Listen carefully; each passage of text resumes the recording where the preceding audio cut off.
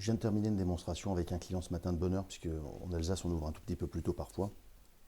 Je voulais vous parler d'un truc qu'il faut absolument faire le jour où vous allez aller dans un magasin de Hi-Fi, chez nous ou ailleurs, peu importe, ça n'a aucune espèce d'importance, concernant ce que j'appellerais l'échelle de valeur sonore. Qu'est-ce que j'entends par là? Vous êtes un particulier, vous vous rendez dans un magasin Hi-Fi et l'une des plus grandes difficultés pour vous, ça va être de situer l'écoute par rapport à une échelle qui est évidemment extrêmement importante. On va partir d'une base théorique d'entrée de gamme, de très haut de gamme, peu importe.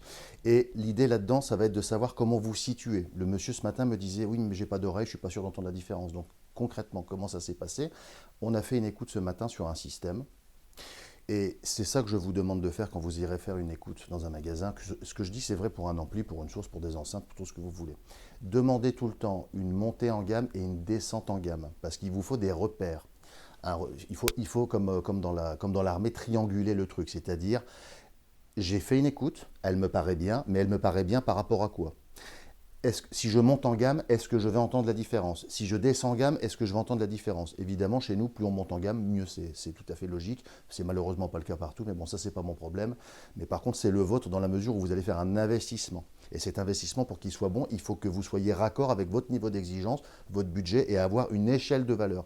Donc, vous écoutez un système, vous écoutez par exemple une paire d'enceintes.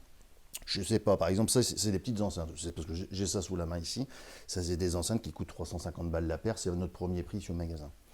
Un client petit budget, c'est très intéressant. Mais vous pouvez tout à fait demander à écouter quelque chose d'un petit peu. Vous voyez, vous vous situez par rapport à votre oreille. Et il y a un moment donné où les clients ne vont plus forcément entendre la différence. C'est pas qu'ils n'ont pas d'oreille. Ce monsieur ce matin me dit ouais mais j'ai pas d'oreille. Je dis non, c'est pas que vous n'avez pas d'oreille. C'est comme si on voulait goûter un très bon vin.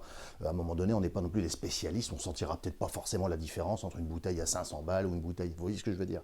Par contre, en Hi-Fi, c'est exactement la même chose. Essayez toujours de situer les choses. Et à mon avis, c'est la meilleure solution pour faire un achat avec lequel vous serez très content pendant des années.